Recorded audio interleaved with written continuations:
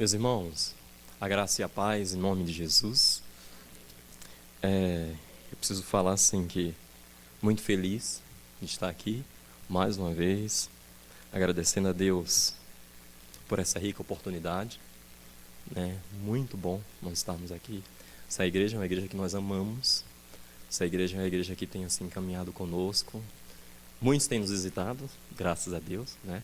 As portas estão assim escancaradas para outros nos visitarem, então para a gente é uma alegria muito grande. Eu estava ali conversando com a Rosa, falei com a Rosa bem assim, eu quero saber o que é que eu vou falar agora, né? E quando ela estava aqui, minhas mãos suavam, ficava nervoso, Jesus, né? Mas assim, Deus é soberano sobre nossas vidas, está no controle de tudo, né? Eu não tenho um filme para passar para vocês, né? Não tenho. Eu vou contar uma história, eu queria que vocês prestassem atenção. É uma história conhecida, que fala sobre uma indígena.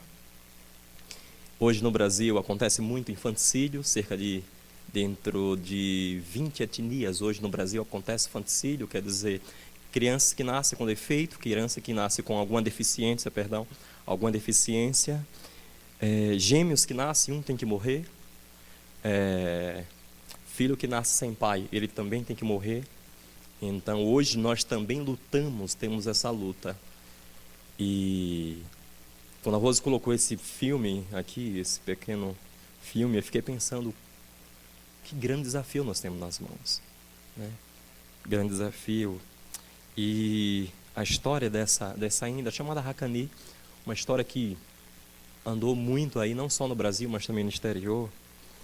Uma índia que nasceu, né? Ela nasceu com deficiência, ela não falava, ela não caminhava direito. E na tribo dela, ela teria que ser sacrificada. E quando chegou a esse ponto de ser sacrificada, os pais não queriam que ela fosse sacrificada. E aconteceu que, pelo fato dos pais não quererem que isso viesse a acontecer, eles se suicidaram, né? Tanto o pai como a mãe. E aí, a Hakani, ela ficou sem pai e sem mãe. E certa noite, alguns da aldeia pegaram a Hakani, ela tinha pouco mais de 1 ano de idade, pegaram a Hakani e foram enterraram ela. E durante a noite chovia muito, e muito distante da aldeia só ouvia o choro da Hakani. Ela chorava, e o irmão dela, chamado Bibi, né, foi lá na noite e chegou e pegou ela, desenterrou, e pegou ela, já estava quase morrendo. Foi e levou para o avô, e o avô não queria também se responsabilizar, porque diante daquela aldeia ela precisava ser sacrificada, porque no pensamento deles ela trazia maldição para a aldeia, e o avô também não teve coragem de sacrificá-la. E aí ele tomou um veneno chamado timbó, e tomando o veneno ele veio a falecer também. E a Hakani ficou sem pai, sem mãe, sem avô, tinha somente o irmão. E o irmão dela, como a gente fala lá em São Gabriel, ele suvinava muito, ele cuidava muito da Hakani. E quando ela retornou à aldeia, todos eles ficaram com medo, porque ela trazia uma maldição no pensamento deles para a aldeia. E certa noite ela estava em um barracão muito grande, em palhoção, e todos estavam dormindo. E começou aquele vento, aquela tempestade muito grande, começou a chover, e começou a ventar muito. E a chuva começou a entrar naquele barracão. E todo mundo dizia que estava acontecendo aquilo por causa que a Hakani estava ali. E falaram muito, nós temos que matar. E aí toda a aldeia decidiu sair. E deixaram Hakani e o irmão lá. E o irmão, durante quase 1 ano, ele passou assim a cuidar da Hakani. A Hakani ficou muito desnutrida. Ele caminhava atrás das pessoas da sua aldeia e eles a rejeitavam totalmente. E ele cuidava muito dela, mas só que ele não tinha tanto conhecimento como cuidar de uma criança, né? A Hakani se arrastava para lá e para cá, na aldeia, sozinha muitas vezes, porque ele tinha que sair para arrumar alguma coisa para ela comer. Daí então a Racani ficou muito doente. E Bibi, o seu irmão, pegou ela e colocou ela numa canoa e desceu o rio. Desceu o rio. E no rio ele encontrou um posto missionário. E esses missionários pegaram a Racani e tiraram da aldeia. E algo maravilhoso aconteceu na vida da Racani. Eu queria compartilhar com vocês hoje. Abram aí suas Bíblias, por favor. Livro de 2 Reis, capítulo 7. Livro de 2 Reis, capítulo 7.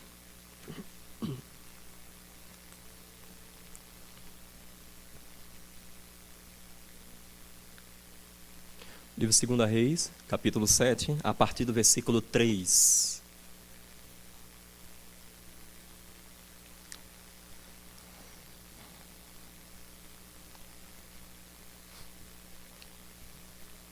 Todos encontraram? Amém? Eu quero convidar os irmãos que ficassem de pé, por favor. Nós vamos ler o texto. 4 homens leprosos estavam à entrada da porta, os quais disseram uns aos outros: para que estaremos nós aqui sentados até morrermos? Se dissermos: entremos na cidade, há fome na cidade, morreremos lá. Se ficarmos sentados aqui, também morreremos. Vamos, pois, agora e demos conosco no arraial dos Círios.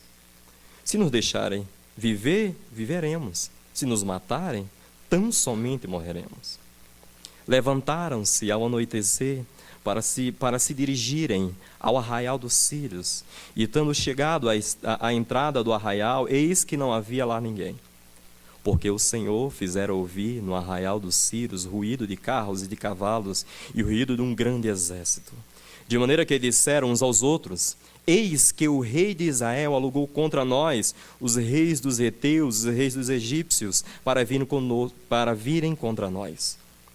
Pelo que se levantaram e, fugindo ao anoitecer, deixaram as suas tendas, os seus cavalos e os seus jumentos e o arraial como estava, e fugiram para salvar a sua vida. Versículo 8.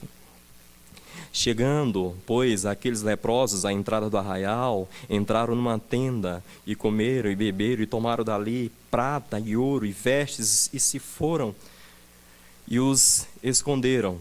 Voltaram, entraram em outra tenda, e ali também tomaram alguma coisa, e a esconderam. O último versículo, irmãos. Queria que todos nós lêssemos esse versículo, por favor.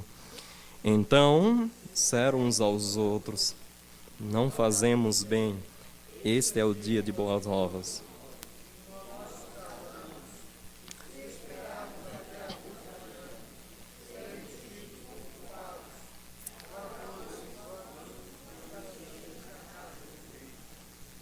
Amém. Pode sentar, irmãos. Uma das coisas assim, para que nós possamos entender algo no texto, é que aqui existia um cerco, né, uma cidade estava cercada, e toda a cidade naquela época era fortificada, ou seja, possuía um muro muito grande, um muro muito alto, toda a extensão. E Samaria, ela possuía poucos muros, portas e acessos dentro dos muros até a cidade. À noite as portas eram fechadas, e ninguém entrava e ninguém saía, porque ali eles estavam esperando. Uma das coisas que nesse texto nos mostra, e algo que me chama a atenção, é a estratégia em que eles usavam. Ben-Hadad reunia todo o seu exército e incluía cerca de mais ou menos 120 mil soldados. E sitiava a cidade, toda a cidade era cercada, não deixava ninguém sair, nem entrar, e aí quem estava dentro da cidade começava a ficar fraco, começavam a ter necessidades, eles não tinham como sair porque estavam cercados. Semanas após semana, meses após meses, talvez até anos. E ficavam acampados ao redor da cidade, e até a comida e a bebida, elas começavam a ficar escassas. E no capítulo 6 do versículo 25, capítulo 6, versículo 25, houve grande fome em Samaria, e eis que sitiaram a ponto de se vender a cabeça do jumento por 80 siclos de prata e um pouco de esterco de pombas por 5 siclos de prata. E mais à frente vocês vão ver, no versículo 27, ele lhe disse, se o Senhor não acode, de onde te acudirei eu? Da eira ou do lagar? Perguntou-lhe o rei, que tens? Respondeu ela, esta mulher me disse, dá o teu filho para que hoje o comamos e amanhã comeremos o meu. Para vocês terem uma ideia, quanto era a fome daquele povo, quanta necessidade daquele povo passava. E da mesma forma acontece conosco como crentes. O diabo nos cerca. O diabo, ele sempre está esperando uma oportunidade para entrar e fazer a sua festa. Satanás, ele cerca homens e mulheres, famílias, a tal ponto de nos tornarmos fracos um dia e ele entrar na nossa casa. E quando ele faz questão de esperar o momento, e quando nós lemos esse texto, percebemos claramente como Deus é bom, percebemos claramente que Deus sempre está no controle de tudo, percebemos claramente que nós também precisamos buscar, percebemos claramente que nós precisamos ter disposição em nosso coração. Quando a gente lembra da história da Rachani, eu fico imaginando até que ponto eu e você, nós estamos dispostos a sacrificar a nossa própria vida por amor ao próximo. Até que ponto? Não é? Até que ponto nós podemos nos dispor ao Senhor e dizer bem assim, Senhor, eu estou aqui e eu estou esperando somente que a sua vontade seja feita, não a minha vontade, mas a sua vontade. Eu quero que povos, que tribos, que nações conheçam o teu amor.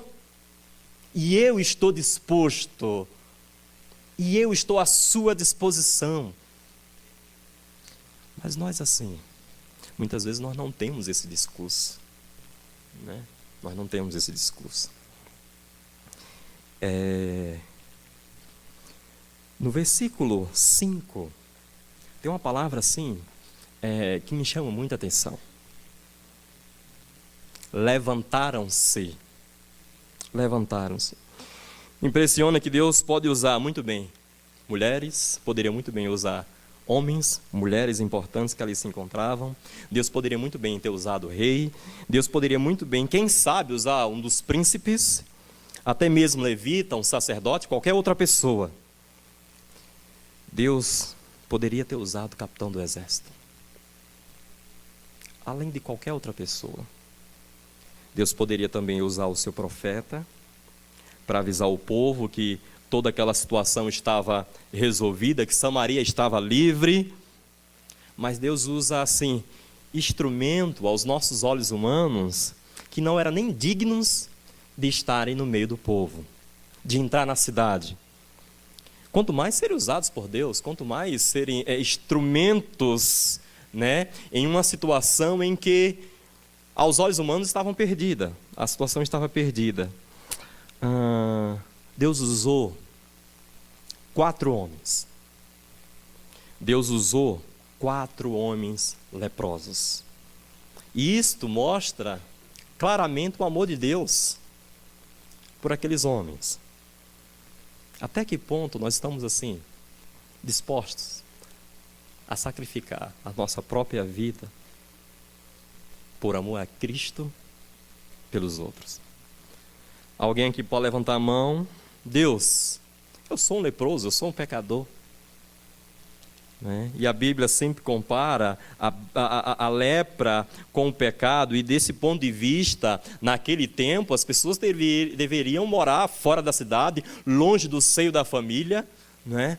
E quando eles estavam ali conversando, eles falaram bem assim, olha, se nós ficarmos aqui, nós vamos morrer, se nós formos por lá, nós vamos morrer, e olha, se a gente for, vai ser lucro, e vai ser algo que precisa acontecer, e nós não podemos ficar aqui sentados, esperando o tempo passar, esperando alguma coisa acontecer, nós precisamos agir. Nós precisamos agir.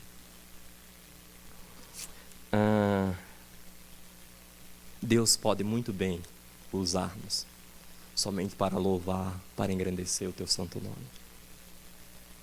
Nós nos achamos assim, nós somos pecadores. Se nós formos comparados assim, nós somos leprosos. Nós somos leprosos. E Deus quer usar justamente nós pecadores. A gente ouviu a palavra agora sobre santidade. E nós assim precisamos entender que Deus quer nos usar, que Deus quer usar você aonde você estiver, no seu trabalho, na sua família, na sua casa, na faculdade, na universidade, onde quer que você esteja. Mas Deus quer usar você. Basta somente a disposição do nosso coração.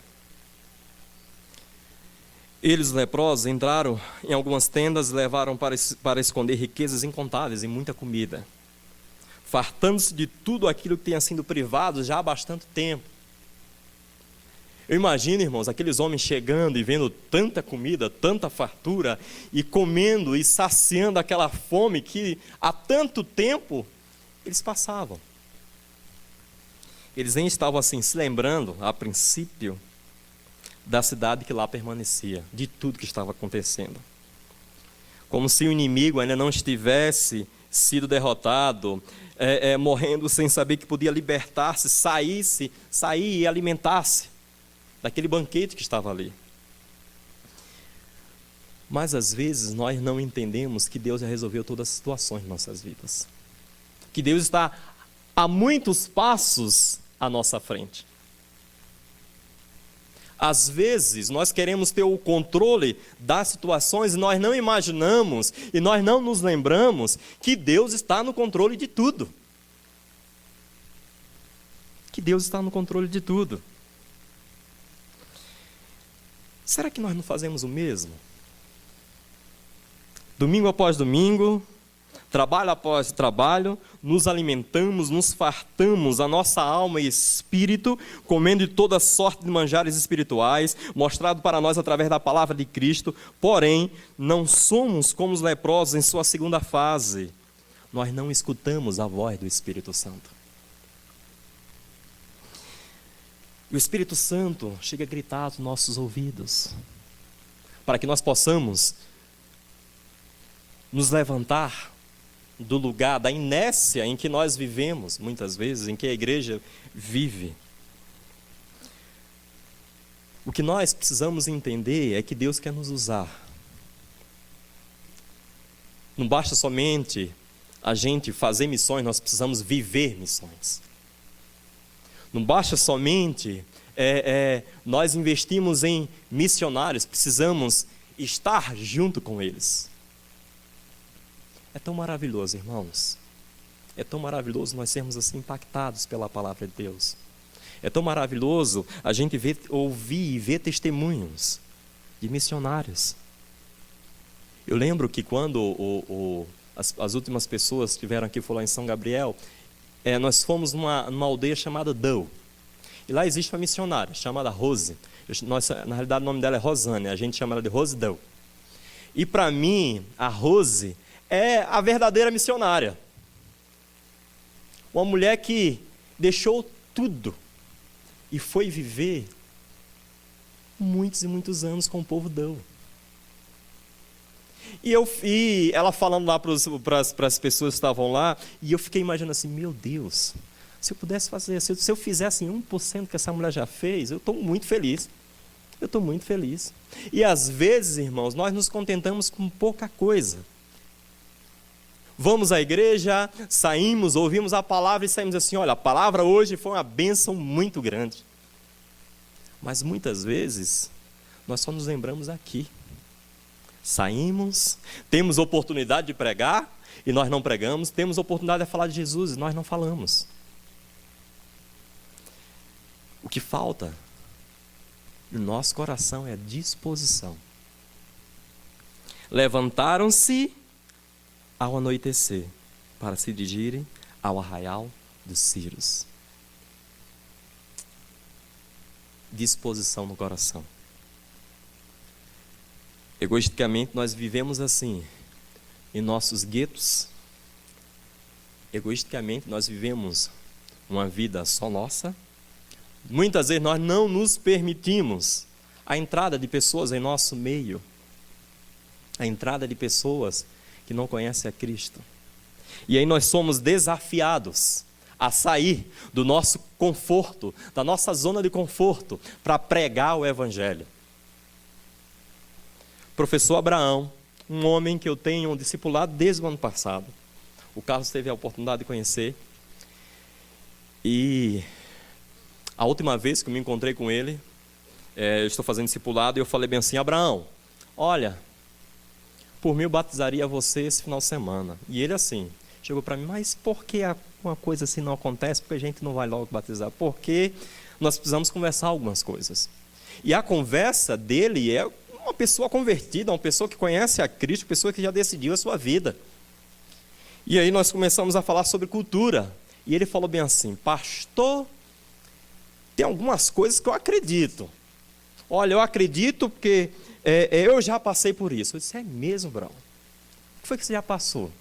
Pastor, uma vez estava no meio do mato, e daí a pouco eu comi comida fria. E o indígena, ele não come comida fria, porque acredita que se comer comida fria, quando for para o mato, vai aparecer curupira, vai aparecer as trovoadas, eles vão se perder no meio do caminho. E aí ele chega para mim e fala bem assim: pastor, um dia eu estava no meio do mato, e aí eu comecei coloquei a panela no fogo, e a panela, ela entornou.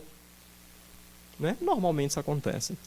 Ele fala assim: quando entorna, pastor, aí é onde que acontecem as coisas. E aí eu comecei a ouvir o curupira apitando no meu ouvido, e aí começou aquela trovoada muito grande. Eu falei: Abraão, o diabo engana as pessoas. E eu falei bem assim, eu pensando comigo: meu Deus, e eu pensei que esse homem era assim, convertido, né? Quanto tempo eu tenho sentado com esse homem, né? Até que ponto nós estamos dispostos a gastar tempo com as pessoas e mostrar o verdadeiro caminho? Até que ponto você está disposto a sacrificar o seu tempo? Até que ponto você está disposto a sacrificar algumas horas da sua noite de sono, e orar pelas pessoas que não conhecem a Cristo? E eu assim, naquela tarde, eu entendi claramente que preciso caminhar mais vezes com Abraão. E o desafio para a gente é justamente tirar algo que está enraizado na vida dele, para que ele possa entender o Evangelho de Cristo. Situações nós vivemos. Percebemos hoje, muito claro, que nós precisamos pregar. Mais de 800 mil pessoas no Brasil, indígenas, que não conhecem a Cristo. Mais de 220 etnias. Só em São Gabriel são 22 línguas faladas. 22 etnias e 18 línguas faladas. A diversidade cultural e linguística é muito grande. Como nós vamos pregar a pessoas que não têm noção do que é Deus? Mas o que vai fazer diferença, irmãos? Não só na nossa vida que nós estamos lá, mas na vida de cada um, é a disposição no coração. Levantaram-se ao anoitecer para se dirigir ao arraial. A situação do mundo, ela tem mudado muito pouco. Milhões passam fome na Índia. Milhões passam fome em São Gabriel da Cachoeira. Milhões passam fome na África.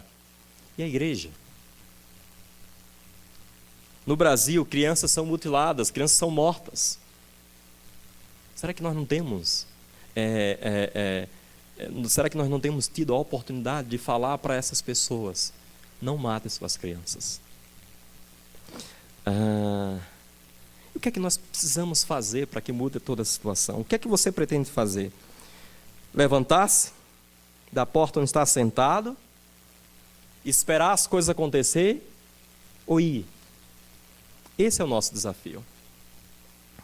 A Racani, depois quando ela desceu o rio com seu irmão Bibi, encontrou os missionários foram acusados de pegar ela e tirar da aldeia.